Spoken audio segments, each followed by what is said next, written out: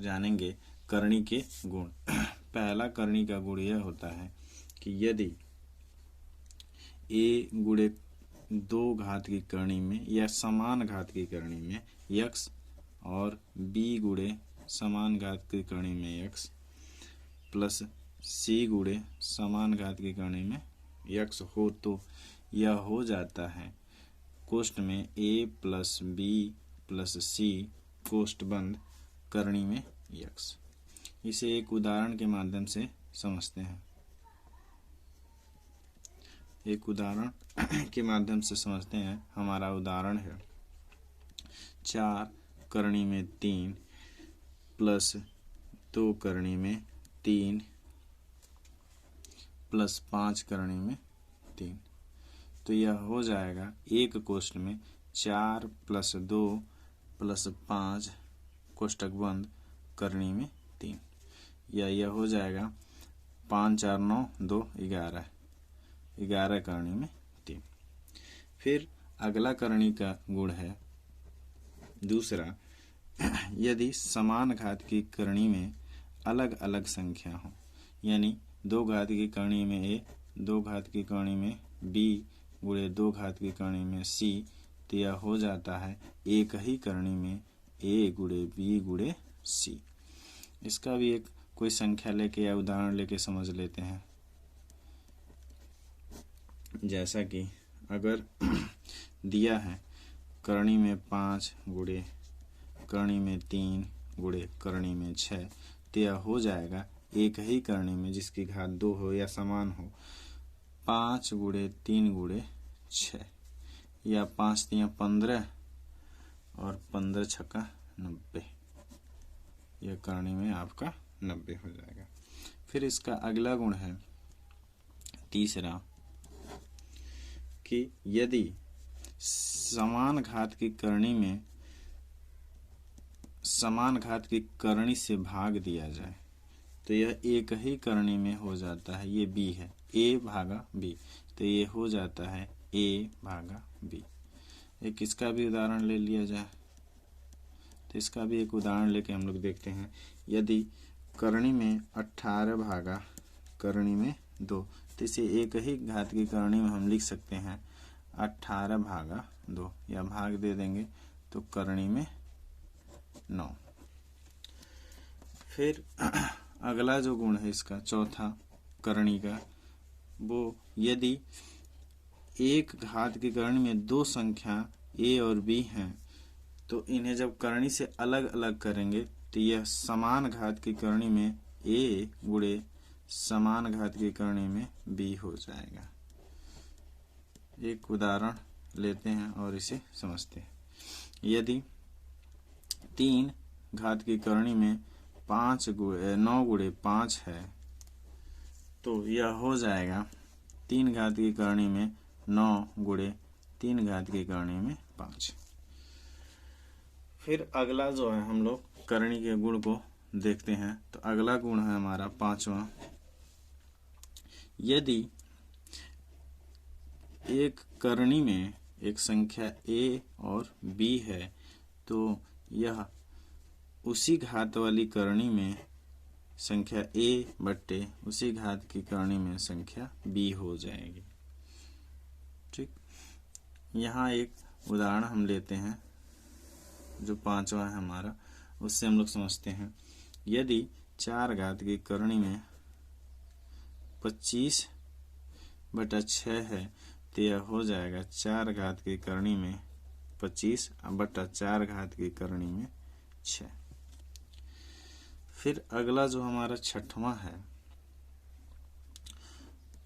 जो करणी का गुण 6वां है, उसे हम देखते हैं। अगर जो एक ही करणी में y घात की करणी में फिर x घात की करणी में कोई संख्या a है, तो यह हो जाती है इसके और इसके घातों का दोनों का आपस में गुणा हो जाता है, x गुणे y घात की करणी में वो संख्या हो जाती है, यानी x गुणे y करणी में a। एक उदाहरण लेते हैं इसका। यदि 3 घात की करणी में फिर 2 घात की करनी में कोई संख्या 36 है तो यह हो जाएगी 3 और 2 का गुणा हो जाएगा, यानी 3 गुणे 2 घात करनी में 36, या 3 दूना 6, 6 घात की करनी में 36। प्रश्न है हमारा 36 पे घात 1/6। इसको हम लोग 36 को लिख सकते हैं कि 6 पे 2 घात और उस पे 1/6। जब इस रूप में घातें होती हैं तो उनका आपस में गुणा हो जाता है, यानी 6 पे 2 गुणे 1/36। अच्छा, 2 से 6 को 3 बार में काटा जा सकता है, यानी आपका हो जाएगा 6 पे 1/3। अब इसको हम करनी के रूप में चेंज करेंगे तो 3 घात की करनी में 6। एक और प्रश्न देखते हैं हम लोग। हमारा प्रश्न है 64 पे घात -2/3 गुणे 1/4 पे घात -2। 64 को जैसे m बटे में ले जाएंगे, यानी 1/64, तो वैसे ही घात हमारी धनात्मक हो जाएगी 2/3, और इसे हम लोग ऊपर ले जाएंगे तो ये 4 पे 2 घात, ये भी घात धनात्मक हो जाएगी।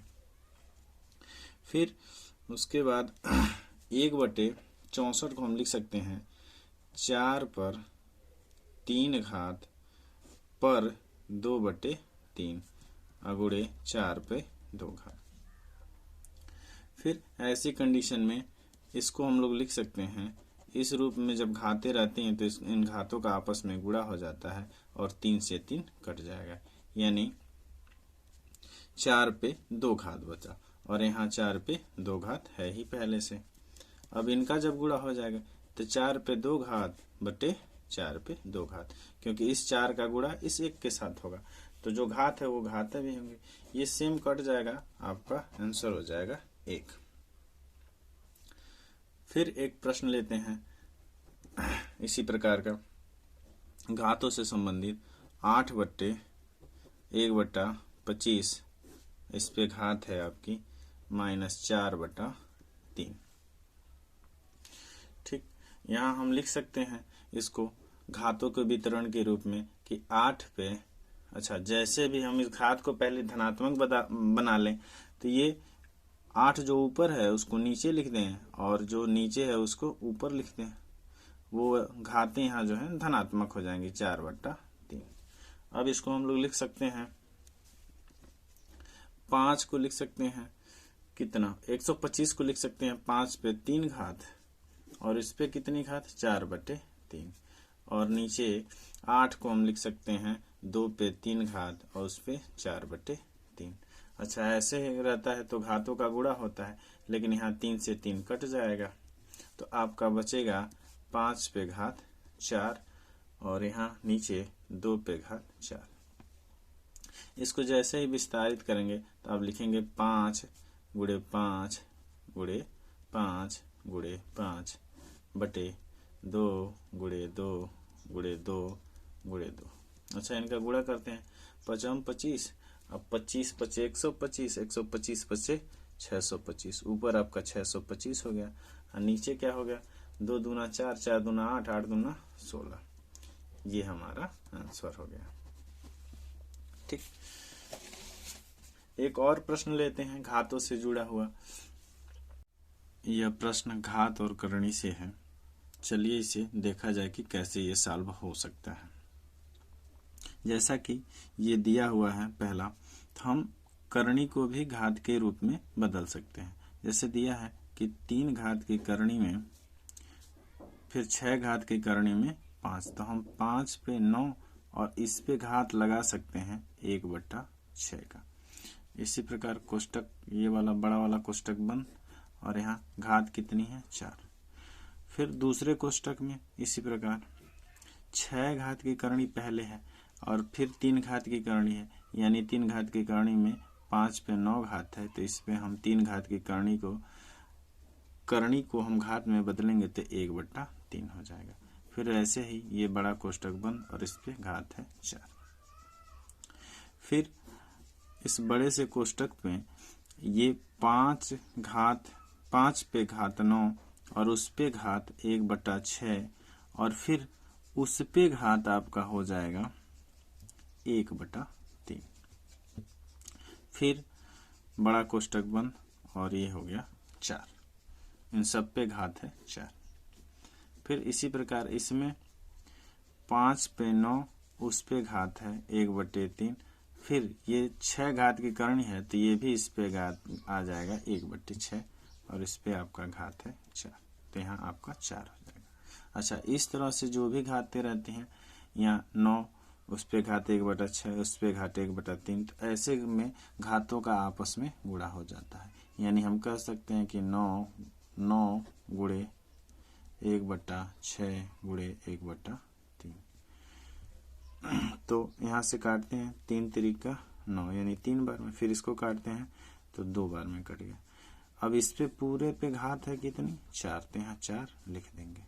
ठीक, फिर दूसरे वाले में सेम इसी प्रकार 5 पे 9 गुणे 1/3 गुणे 1/6। अब इस पे भी घात कितनी है 4, यहाँ भी घातों को काटेंगे 3 तिरिका 9, फिर इससे काटेंगे तो 2। अब आपका नीचे बचा 5 पे आपकी घात यहाँ नीचे वाली बची तो 1/2 और इस पे घात कितनी 4। फिर यहाँ भी आपका 5 पे 1/2 और इस पे घात आपकी 4। अच्छा, ऐसे संदर्भों में भी घातों का आपस में गुणा हो जाता है। तो 5 पे 1/2 गुणे 4 और गुणे 5 पे 1/2 गुणे 4, ये 4 का गुणा हो गया। 2 से इसको काटेंगे 2 बार में कटेगा, इसको भी काटेंगे तो 2 बार में कटेगा, यानी 5 पे 2 गुणे 5 पे 2। अच्छा, 5 पे 2 गुणे 5 पे 2 बचा, या इसको हम लोग लिख सकते हैं 25। 5 पे 2 का मतलब 5 पे 2 घात का मतलब 25, या इसको भी 5 का 2 घात का मतलब 25, यानी 25 गुणे 25। और 25 का 25 में जब आप गुणा करेंगे तो 625 हो जाएगा। ये हमारा आंसर हो जाएगा।